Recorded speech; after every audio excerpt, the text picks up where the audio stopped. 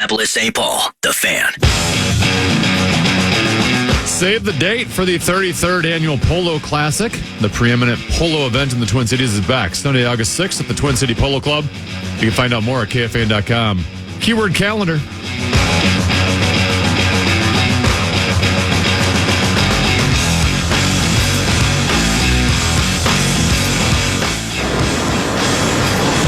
Let me guess. A consultant came through a couple weeks ago, told the people in the coroner's office what they could do different. I know you guys really have great ratings, but why don't you screw with your loyal fans and mess up their times? I love you, Common, but to be honest, I love you at noon, man, not at 6 a.m. Here. I agree with that. You know what Ben Leber... Tell me, what did Ben Leber once say about the Common Man Pro? Can you find if you that? Ain't cheating, you ain't trying? No, the one... You know which one I'm talking about. Well, he looked at his wife and he said... I got a couple Leber liners. Yeah. I like the one where he says, I looked at my wife. This is what you were talking about my show. This is really... And I didn't... And that's okay. I get it. And I'm not everybody's cup of tea. I'm an acquired taste. The Common Man. The first 15 minutes, I turned to my wife and like, I don't like this. I don't know what's happening. I don't know what's happening. Weekdays at noon. I didn't say that about you. No, well... Duh. I don't think so. Well, that sounds like it to me. Maybe we use it as a liner now. I actually know what you did say it about. Oh, what did he say it about? And I vehemently disagree. Oh. Hamilton. You said that about your first time seeing Hamilton. Oh, yeah. Hamilton is a one and done. Are you kidding me? Hamilton was Hamilton? What musical. radio station did he host? You didn't like Hamilton? I don't know. Oh. Yeah. If Hamilton was a radio host, I would not listen. Yeah. Hamilton was, to me, is it's a one and done. Here's the deal: you must just enjoy straight musicals in general. I don't have a problem with musicals. Yeah, I've learned to like them. So you're not a musical guy. Well, this is a different type of musical, but it's I like a musical that has a little bit of actual play to it, where there's some actual dramatics and there's a story that you can sort of like follow along. And then if you want to break out into a song, one of my favorite quote unquote musicals is The Book of Mormon. If you've not seen that, that's a good one. That I could see that over and over and over again. It's hysterical. It's fun, whatever.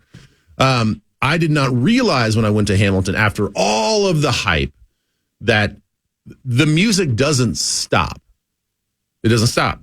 Like, so the second you sit down, you go right into music. So they tell the whole story through song. Oh, yeah. I don't know if I could deal with that. It was painful. It's genius music. It's the music, fine. If you can understand it. Well, that's the thing. Like, I didn't understand maybe 3 words of every sentence that was being said. So it's not like you're at a Megadeth concert because you can't understand their lyrics either, right? Most rock bands, you can't understand what they're saying.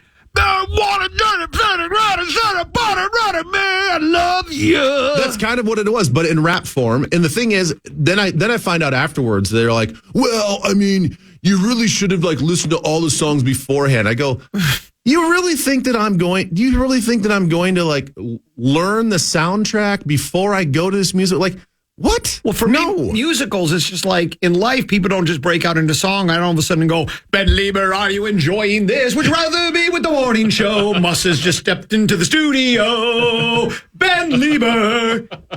Life doesn't work that way. It's just, but I'm with you. Now, here's what happened. I wish it would. That was great. That was fantastic. My wife and I were sitting, this is 15 years ago, sit down and let's flip through the movies. And she goes, how about Chicago? Richard Gere and I don't remember who it was. It's very good. I look at my gal and I go, that's the voice of mustard. What did the Vikings game day all of a sudden drop into the studio? This must be Vikings game day. Honestly, I'm confused right now because I thought this was Vikings football Sunday. I thought it was too. Because I'm like, Tennessee there, and I'm like, wait a minute, Common's not on there anymore.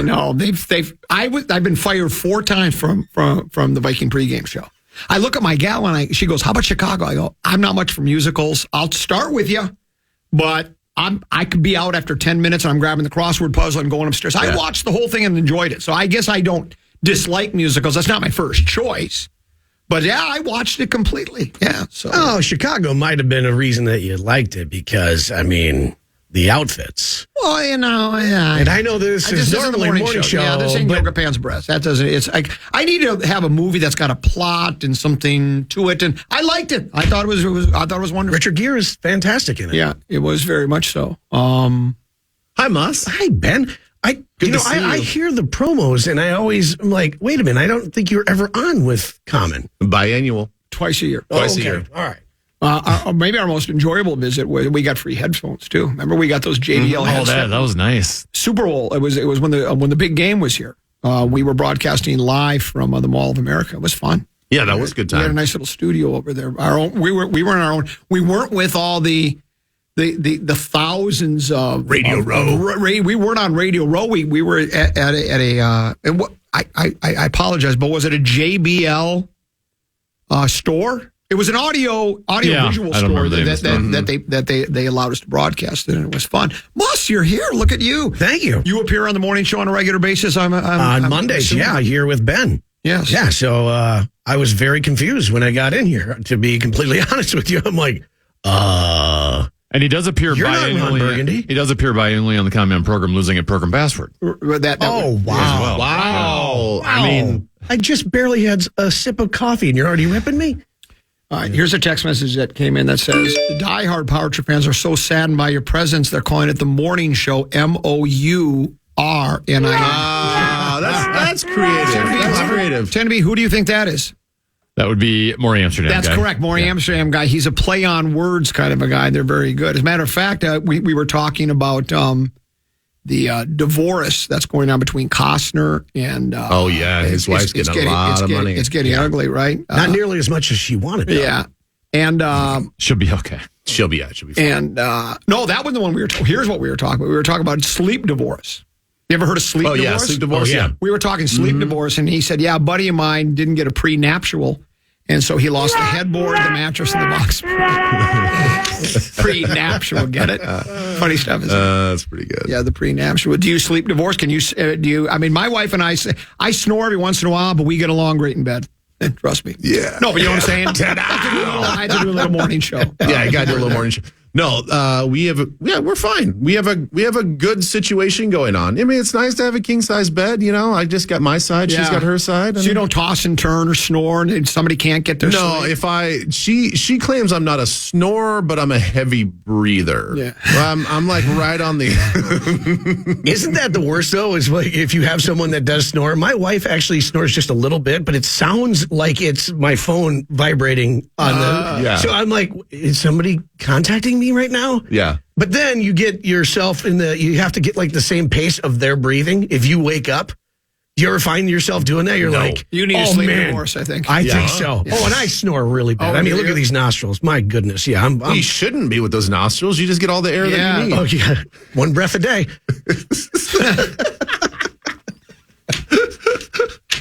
Think about if you were skydiving. Oh, that air I have. Up in your nose. Oh, you have? Oh, I have. Yeah, he gave me some tips and pointers. Yeah. Yeah. By the way, did your boys, were they the brakes? Yeah, you're right about that. It's because the harness goes right in. It's real snug on the junk. It's common. Yeah, where you go. I have a snug on the junk. When I did, are you familiar with the Subway Taste Fairy ads? Oh yes. Yeah. That harness had been right up in there. Because there's one, we did 3 commercials, and the one where I'm supposed to be flying, and then all of a sudden they have you can't see the wires, and all of a sudden the guy pulls on, and I go shooting up into the air. I had the harness on when I got on. It wasn't black and blue, it was just red from circulation. No! Oh, that thing was on there. They had that thing, they said, sorry, we have to do this because you could get hurt if we don't have this as snug as ever. I was up on that harness for an hour. Oh yeah, that's way longer than a jump. Yeah. I mean, they say this acting stuff is easy peasy, whatever. But you proved it. You've got to be one tough SOB to do that. There was a guy. I had what was considered an assistant. He comes up and he goes, "Now listen, if you need a break, you tell me." He goes, "Because I'm on your side. They're not." What he meant was they have a time frame, a schedule they're trying to adhere to. So if you don't say, I need a break, they're not going to give you one. So they're not really against you. It's just like, if you don't speak up, if because you need a break from that, they're just going to keep going and go. Because we have to do on that one, because I'm not a very good actor, I bet we did 20, 25 takes of shooting me up into the sky over and over and over again. But it was a great experience. The campaign didn't do very well because they never asked me back. I thought I was going to replace the guy that got thrown off because of the... Jared. Yeah, I thought I was going to be the next Jared. This is the greatest thing ever. Didn't work out that way. Do you think that there's an actor that's out there that gets harnessed a lot and gets hoisted up so much that he actually grew a callus? You know, because... Oh, for sure. Yeah, talks like this? Yeah. Or it just got like leather maybe, tough. Or maybe he just likes it. You're not playing country and western music in Muss's honor, I can tell. This is Megadeth. Megadeth morning show, Megadeth yoga pants and breasts. We'll take a break, come back with more Common Man program with Common Chen and B, Leber and Muss here on the Fan.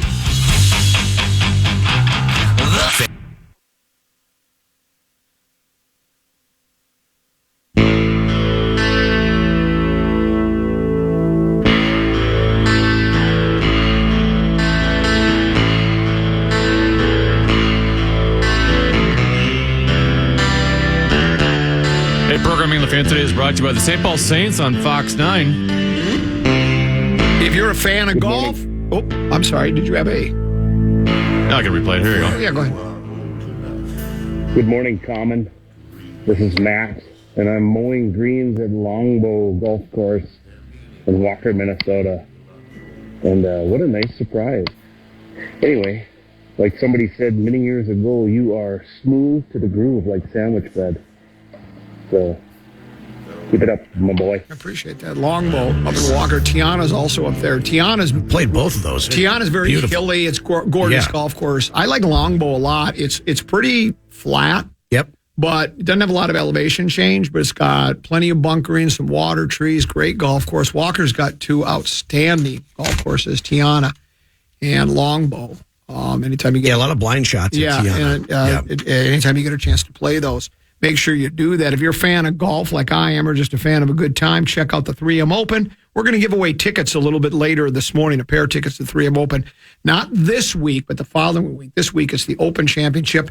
You guys will both participate in is it a blind? No, you draw numbers. Power Trip Morning Show bets on it, right? You draw a name. Or Wednesday. Wednesday. This is going to be my last, I think. Yeah. Why? I think Muss is out. Well, I don't know. I mean, you get like 15, 16 people. I can't believe that you're not involved in this, Common. I don't like the format. I think the format should be where you have, like we do in our show. Of course, we do everything right on our show, and everybody else does everything wrong. We have, for the Masters, you have columns of golfers. You have column A, which is all your favorites, the ones that Mark Rosen would be forced to take. Yeah, right. Yeah. Your Rahms and your Schefflers and your McIlroys. Right, there might be 10 golfers there. You pick one of those. Then column 2 is that next group of guys, pretty good. They could win. Maybe a couple guys in there have won a majors. Then columns 3 and 4 just ran. So what you do is like you take 1 from column 1, 2 from column 2, 2 from column 3, 2 from column. Then what you do is, and then how you decide who the winner is, you can do it to par. Like if your 5 golfers are combined 6 under par, and that's the lowest, you win, or by how much money they make, or if they don't make the cut, you have to add like 60 points or something. This way, you're not just randomly. Well, if you get number 1, 2, or 3 more times than not, you're going to win the money, right? Because it's in those majors, usually the cream rises to the top and the best players win. This way, there's some thinking that goes through. You got to go, okay, in that first column, I'm going to take Scheffler. But in column number B, I'm going to take maybe, Morikawa. And then in 3, you got to take guys like, I'm going to take Cam Young. I'm going to take this guy. You take players that... You're taking a chance. You're actually doing your work. You're actually doing your work. Right, because how we have it set up is that you're just basically, and we all do it, we just sit there and look at what are the odds favorites and then who's available at the time when you actually get picked. And there's not a lot of real thinking that goes into it. No, there's not. And then I was going to be out. I was out. And I thought Ben was going to be with me. Mm-hmm. And then Ben golf bet shamed me. You've got to be kidding me. On the air, and he's like, you can't quit mid-season. Just did a total dad talk to me. He was like, I'm not angry. I'm just disappointed is basically what he did to me. So now I'm in for this. My youngest boy did not want to play soccer anymore. We thought he should play a couple of different sports. All he wanted to do was basketball. He said, I don't want to play soccer. Well, we have to finish the season. And he agreed with that. You can't just quit in the middle of the season. So you can't quit much. No. Yeah, I know. Yeah. Or you know what you do? Teammates. You just call in sick that day. You couldn't make it. Well, or the Tommy O bit where, oh, wait, my signal. My internet signal's down. Oh gosh, can't jump on. Here's the deal though, Common. I'm not sure that I would like your format either. Why? Too much paying attention. Like I don't want to pay attention that much. Yeah, but you're gambling, so shouldn't you pay attention? Yeah, but if I want to, you want to just give me your money I just want to watch. I just want to watch one. Like I want to watch my guy to see how he stacks up against everybody else's picks. But if I have 5 players and then 10 other people have 5 players, how do I even know who's winning on any given moment? That's kind of confusing for you. But that's the thing is that's way over your That's way too many variables for me. It's fantasy football for me. Yeah. This is why I don't play fantasy football, because I cannot cheer against my team because I got a player who I'm hoping they get a touchdown. Right. So then I find myself, my alliance is screwed up. And then I'm cheering against people that I absolutely love. Okay, maybe the compromise is somebody somewhere finds a golf platform, digital app platform that works like fantasy football, and then it puts all of your players in the same deal. It does all the calculations for you, and then you can see on the leaderboard where your team is versus everybody else. But if I have to the daily sites do that. All the daily. Oh yeah. So wait a minute. Your Underdog Fantasy. So if you go on to Underdog Fantasy, we could plot in everybody's. I don't know if you guys could put your. That's what I'm saying. Show into it. Yes, that's what I'm saying. You take all of that's why fantasy football is easier, because I have my team. It might be a smattering of players from all different teams, but it's like this is my team. These are my points that are being added up for me. I don't have to do any of the calculations. And then I'm matched up against somebody else. I'm sure there's a site out there that does that. If we could do something like that, I could understand how. All right, Common, I kind of like your bit because not all your eggs are in one basket. Correct. Sure. You're like, okay, I got a chance. If this guy misses the cut, well, I've got 2 other guys I feel pretty strongly about. Blah blah blah. Yeah, it's a total point thing. It's a total point thing. Makes a lot more sense. But if I got to do that just looking at the leaderboard myself, or just like, heck no. Or you just wait till Monday morning when they hand you the money. Right. Or ask you for yours. And that's kind of already how it is anyway. Like there's a lot of times where you just show up on Monday and who do I owe? Yeah, if you're number 12, you could hit it, I guess. But, what are the chances that Shane Lowry's going to win the Open Championship again? I'm sorry, he's probably not going to. He could. He's won one. But the chances... I'm just glad that Musk already confirmed what I always believed was they just look at the odds and go to the next person on the list. Oh, well, that's what everybody does. Yeah. And to me, that's just... That's like, well, okay. That's... I mean, the initials game, you have to think. Why it's so popular? You must think. Oh, that's the key. Yes. That's why Sauce does so well. That people don't think he can think, but he thinks pretty well. So let's do this. Let's take another break. I have questions for both of you about where you've been, where you're going, and where you're at. We're going to take a deep dive into the inner recesses of your brains. I want you to go back to memory lane for me. We'll do that on the other side of the break. Common and Tenneby are in for the power trip. Don't ask me why. I still expect them to walk through the door any moment now. But we're back after this here on The Fan. Yeah, and Ben Lieber's appearance on the Power Trip /Comman program is brought to you by Mystic Lake Casino. Raising Cane's, one love. KFAN. Programming on The Fan today is brought to you by Quantum Fiber.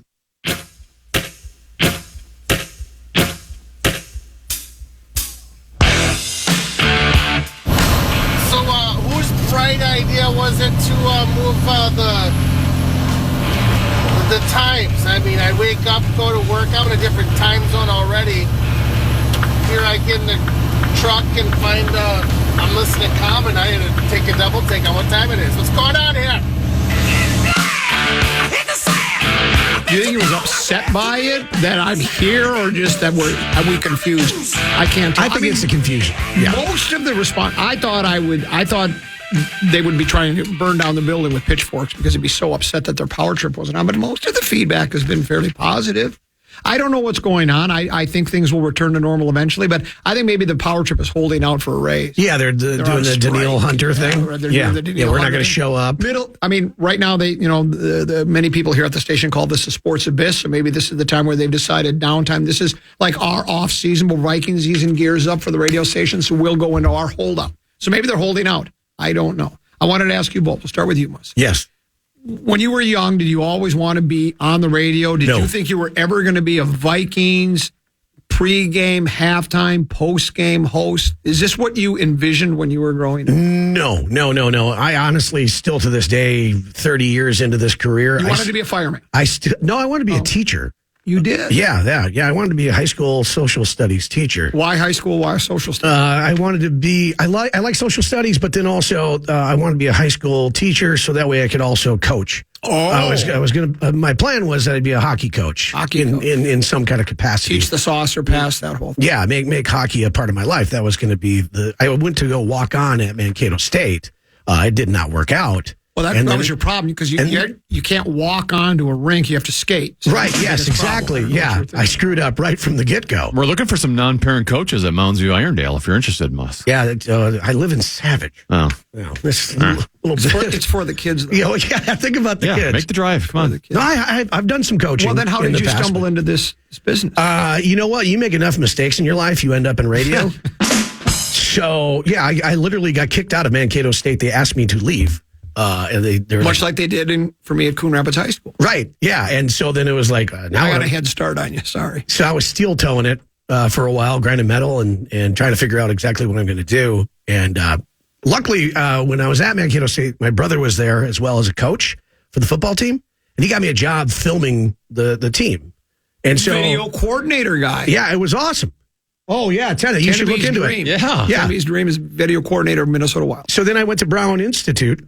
And so I was a Brownie. Fellow alum. Yes. Yep. And so I went there, thinking, the whole TV side of it. And it was a 9-month program at that time. Exactly. And like 3 weeks of it was television. I'm like, oh, no, I can't get kicked out of another thing. My dad will never talk to me again. And so I just started bouncing around trying to find your first radio job. gigs. So I applied for an internship at KFAN. And they told me no. I was going to show up anytime you want. I'll work for free. And they're like, yeah, not interested. Right. And then they sent me down the hall with K102, and that's how I started an internship. Another guy that started in radio in the big city. Yeah. Every single person on this radio station, in this building, I think, started in a big city with the exception of a handful of us. I was at Frontenac with you. Town to town, up and down the dial. Yeah, we were at Frontenac together. Yep. Ben Leber, when you were growing up, did you think to yourself, I want to be a pro football player, and then I want to go on to be a sideline reporter, and then what I really want to do is I want to host an afternoon television show. Yeah, take over all media in the Twin Cities. Did you see this coming? Yeah, this has been the plan since I was like 7. Right. Yeah. Sure. Yeah. And you knew Minneapolis would be it too. I knew Minneapolis was going to be it. Like there is like my trajectory is 100% linear from where I planned it to where it's being executed. Yeah, I knew I was going to go to Kansas State. I had actually targeted Kansas State when I was like 10. And then obviously the NFL draft is kind of a crapshoot, but I didn't narrow down to the AFC West. I knew there was going to be somewhere in the AFC West. And then then I always wanted to come here. You always wanted to? I mean, really I've got the next 30 years already planned out, and there's I know you're joking, but I know you actually that could be true. No, the way you think. Did you know that you were? Did you? In all honesty, did not think that pro football was never part of the plan. Never. Like I just thought, okay. Cool, small town kid. The best thing that I can probably hope for is, maybe playing a sport in college, and then after that, you just do what everybody else does. You just get a job, get a career. You grind it. You get a degree, and you find some sort of career, and then you have a family, and then you just do what everybody else is doing. That's literally all I thought I was going to do. Post NFL for you, I thought you were definitely going into the movies. Didn't you make a movie? Weren't you in? No, I did so the NFL does like all these like extracurricular sort of camps and clinics and whatever seminars. And so I took advantage of doing some of I did an entrepreneurship clinic at Stanford University, Yeah. So I did that for like 4 days. And then I did broadcast boot camp. And then I did the Hollywood camp. Where they took you out to LA, and then you learn the crash course on a weekend of like what it's like to be in front of behind the camera and doing that stuff. Isn't there still a video of you? Probably somewhere. So Yeah, so it was like a It group was like a of movie us. trailer, was it not? Yeah, it was basically like a short film. We shot a short film on. What was your on this- character? I was the villain. I've seen this. So That's why I'm. Thankfully, thank you for bringing that up because I've pushed that out of my mind. That's got to be somewhere. I don't know where it's should at. be on I have not seen it since I think they released it, and I think they got rid of that whole program. I think that whole NFL Hollywood camp lasted maybe 3 years, and they're like, yeah, we're just gonna go ahead and do away with this. We'll stick with the business schools, and we'll stick with the broadcast boot camp, but we're gonna get rid of this. Did you have a bunch of lines in that? That I had film? I had a couple of lines. It was so goofy. In a weekend, they're like, okay, let's come up with a short film. So you get together with your little crew of people, and you're like, oh, what if we do this? And what if we do that? And there's a bunch of meathead football players trying to come up with ideas. And Gerald McCoy was actually our lead star. So it was pretty fun to work with him. But yeah, I don't know. You just try a bunch of different things. I thought I was going to go into commercial real estate. I mean, that's when I was at K-State. I'm like, okay, that's what I'm going to do. I'm going to get my business degree, and then I'm going to go into commercial real estate. And then then. When did you know? Hey, wait. Would I know what? When you said, wait a minute. Probably like the end of my sophomore year. A couple guys in front of me on the team were getting drafted. Kind of talking to them through the process, and then the system sort of finds you. Okay. So then I started getting some interest, and then you're like, getting put in magazines, like, hey, draft class of 2022 or what 2002 or whatever it was. It's like all these long-term projections, and it's like, oh, like I made the list as like a 5th rounder. That's kind of cool, right? And then you go out and you just play your season, and all of a sudden it's a slow build-up process. Agents start calling, and things start getting put in place, and you start getting on the radar more and more people. And Are you stunned by this? Are you like, wow, I can't believe this? Or are you thinking, yeah, I can understand. I'm a pretty good player? No. It was, for me, I was good in high school, but looking back, I could have been way better had I cared more. Same with me in radio. If I'd only cared more, I could be better. Yeah. I don't know. So the thing is, I was never the best guy on our team at K-State, but I was always named most improved. So I think 3 years in a row, I was named like most improved player on the team. So like my whole thing was just like, I'm just going to get better every day. I'm just going to get better every day. Like I had no long-term projection. I had no long-term like, I know if I do this today, I'm going to be a 1st-round draft pick. No, my whole thing was just like, just be better today than I was yesterday. And then that was my whole thing. Was the improvement physical, form, technique, or more film study, understanding the game? All of it. I mean, I was, small town South Dakota football, like we barely lifted weights. Like I had to be self-motivated to go lift weights on my own. So I came into the program weak, not very strong. I get into the Kansas program. I didn't know this at the time, but they had this whole bigger, faster, stronger program in high school. So all of these guys that I was in my recruiting class were all like part of this huge, bigger, faster, stronger program. Like they were doing Olympic lifts the whole time. They, our wide receivers could bench 300 pounds. I could barely put up 300. Like my linebacker coach told me, you cannot come in this. He's like, I will not play a linebacker unless you can bench 300 pounds. I mean, at that time, I could probably do 225. Wow. Like once. Yeah.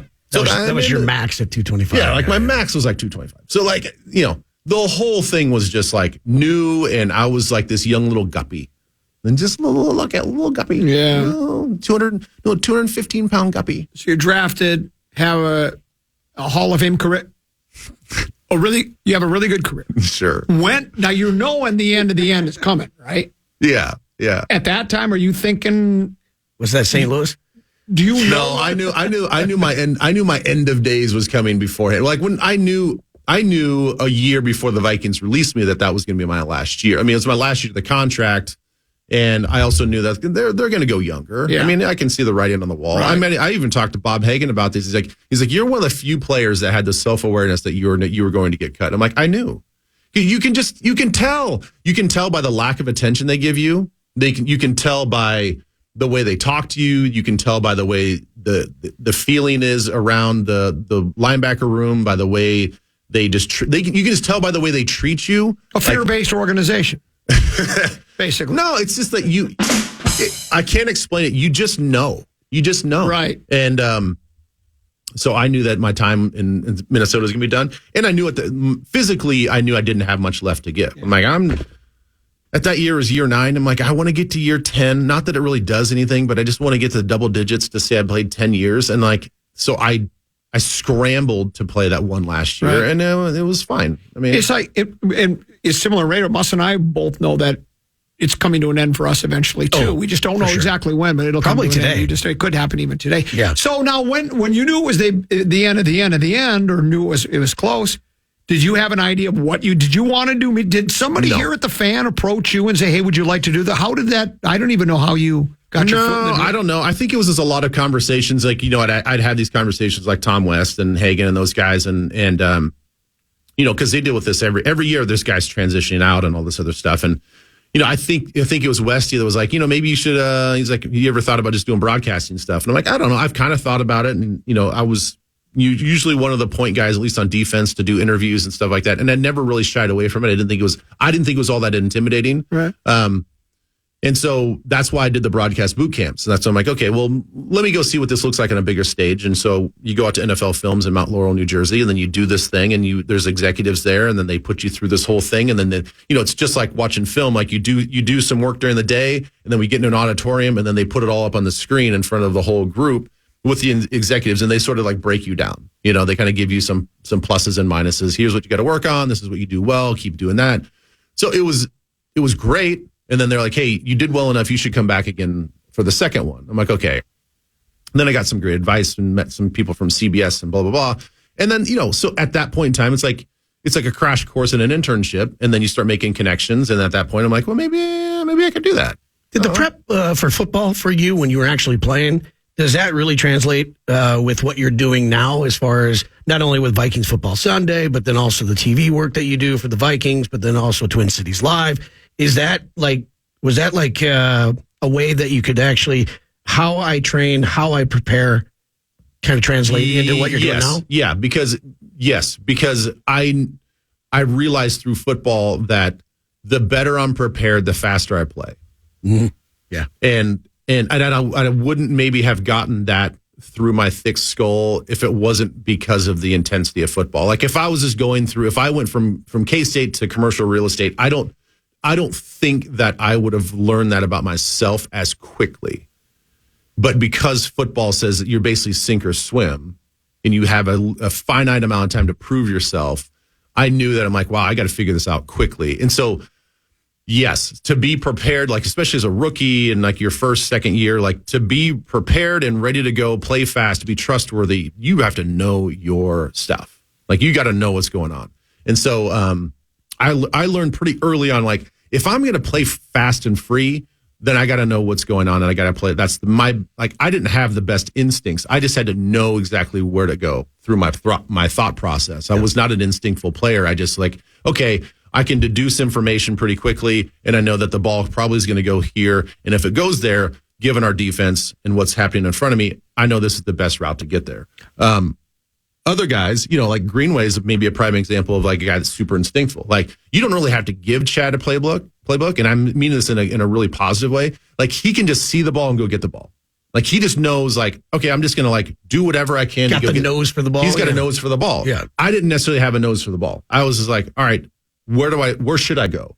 And I'm like, okay, well, in this defense, you're actually not the guy that's supposed to be going to make the tackle. You got to go hit this other guy so a guy like Chad can go make the tackle. I'm like, okay, cool, I can do that.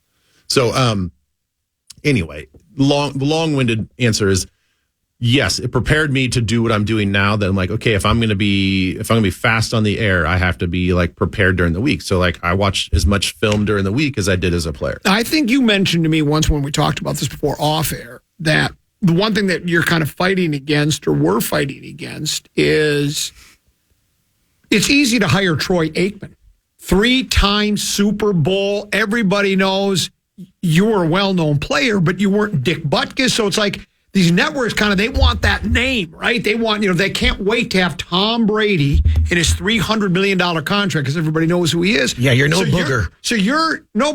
Your actual talent some of the guys you hear on because they got the name, they last a year or two, boom, they're gone because they have the name, but they don't have the chops to be really likable and really describe the game in a way that people can understand it, and you're able to do that, and some of these guys can. And you said that, if I'm not mistaken, you told me there was part of that you have to fight against. Yeah, you got to fight against a little bit of that, especially when it comes to in-game analysis. Like, I love doing color commentary. Like, color commentary was the scariest thing I've ever done, and now I love it. Like, that's my favorite part of any broadcast is live color commentary for television. It is fast, and it is like, man, you really got to be on your toes the whole time. The problem is, a lot of those guys are, they are the quarterbacks. They're they're the known people. They're going to get opportunities more than you are. And there's always some guys, retiring, like a Drew Brees is going to retire. And he's like, I don't know. I may try this media thing. And like, oh, well, by the way, NBC is going to give you this fat contract and you're going to do this all day. Like, you have no experience. We don't care. You've got the name. People just want to hear from you, whatever. So you do have to fight against that. I will say, though, that there's tons of examples on the just the regular analysis, sports media side of it, that it really is just, it doesn't matter who you are. Okay. It really doesn't. Yeah. And I mean, look at Nate Burleson. I mean, yeah, right. He wasn't a star. Look at Pat McAfee. He's a punter. Yeah. But dynamic personality, knows his stuff, super entertaining. People like it. Timing's perfect. The sports world was looking for somebody like that, and he was happening at the right time at the right place, and he's very, very talented. So, like, in that world, you don't have to be. And now that's you have to be really good at your craft, though. But that's now he's parlayed that into like doing some like actual in-game commentary stuff. But like, I think that when it comes to just being a sports media personality, no, I think your name, I think it helps that you play the game. You still have to be just dynamic and entertaining. They don't realize how much work it is either. A lot of the guys are going into it like, oh yeah, I'll give that a try. I'm just going to wing like a Wing It Wednesday, just walk in and start. And I actually know a couple like real stories that you guys would know a few people that that have connections to the Vikings that did try to do that, and they did think that that's what it was all about. They're like, oh, it is. Show up on a Thursday, and he was like, cool, I'll just watch some film. I know football, and they kind of have this like bravado of like, yeah, it's not that hard. And then then the light comes on, and you're like, oh my god, yeah, like I got to talk for 3.5 to 4 hours. I had to be there on Wednesday for a game that's going to happen on a Saturday or a Sunday. Another example is Saints coach Sean Payton, right? Yeah, if you watch. He's back coaching now. Yeah. He may have gotten better as time goes on, but they tried to put him onto that Fox crew. It was uncomfortable. Yeah. He just didn't have, it just like that. And he tried to be kind of funny and stuff, and that just doesn't fit. Now, if he had done it year after year, could he have developed into you listen to Strahan and Jimmy Johnson and Bradshaw, they're Howie Long. They've been doing it. I don't know if they were naturals, but they've got that personality where you enjoy watching him. And Peyton was like that. He just didn't fit. And then now he's back into coaching, right? Isn't he? Is he at Denver? Yeah, he's over at Denver. The other part that I didn't realize until I got into the business on the play calling side of things, the color commentary side, it is once you feel like, now think about this, and you guys, in both of you guys' experience, you get, and when I first started out, I was doing just like some high school and college stuff. So I might have had like 8 or 10 games, in the season. You get 8 or 10 opportunities, and that's it. And then you don't get in front of a microphone or do that prep until the next season. Right. So there's no off season to where you can go like cut your teeth doing something, another football league. They don't have the World League anymore. They didn't have other things going on. So like I would get done, games, 8, 9, and 10. I'm like, okay, I kind of feel like I know what I'm doing here. Yeah. Season's over. You forget how to prep. You forget how to prep. You forget how to do things. You forget like whatever. Like imagine only getting like 8 times on the air, 10 times on the air, and they're like, okay, now go take 8 months off. That first season that I did with the Vikings, 2009, and I thought to myself, I'm like, I'm hosting my own morning show. I'm up for CMAs, ACMs. I got this. Yeah. I went in that first game. Thank you. I got in that first game, and Tennessee can attest. That first year, man, because I thought, oh no, I'll just kind of wing it.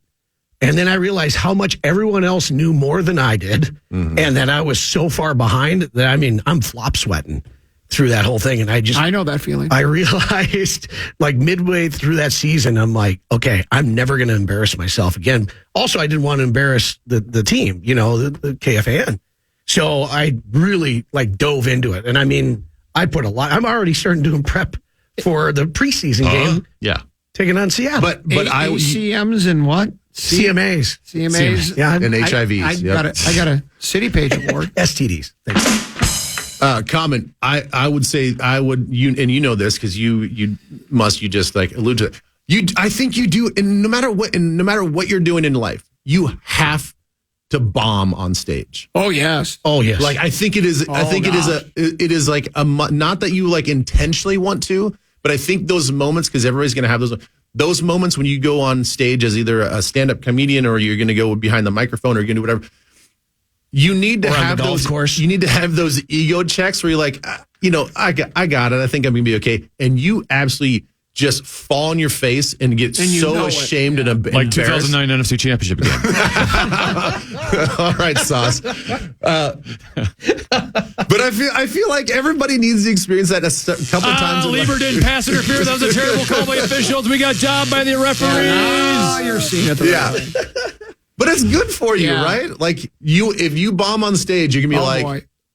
I'm never gonna make that happen again. I just started stand-up comedy. Bill Bauer convinced me to do it. So me and my brother and Billy Bauer we're up in Sauk Center. He's found we take comedy on the road. We're at some bar. It's like an outdoorsman type bar. It's on a dirt road. You drive for 4 miles. It's like a rustic log cabin. It's for fishing and hunting, right? We go in there. Billy's got his own spot lady is set up, and he's got his own, PA system. It's pretty rinky-dink, right? There's only about 12 people out there, and they're all wearing camo and hunting gear and stuff like that. My first line is always, how many people here have heard of KFAN radio before? And then, usually they're there because they know it's Sauce. And I say, everybody there has, and they clap. And then I go, how many people wish they'd never listened to KFAN radio before? Oh, and they laugh. I go, how many people here wish they had, how many people have ever listened to KFAN radio before? Nothing. Not one of those guys knew it. Not even on a Thursday night. And much of my material is based on the fan stuff. I had what I thought was, if I'm doing okay, about 20 minutes. I got through my set in like 2 or 3 minutes because they're not laughing at anything. And you are. It's what flop sweat is. You're starting to get flop sweat. And I was thinking I was okay at this comedy stuff. And of course, Billy's so encouraging. I come off and I'm looking. He goes, Danny, you were great. And I go, no, I wasn't. That was the most awful experience of my life. It's bad. But you need to do it. You need to do it. You need to do it.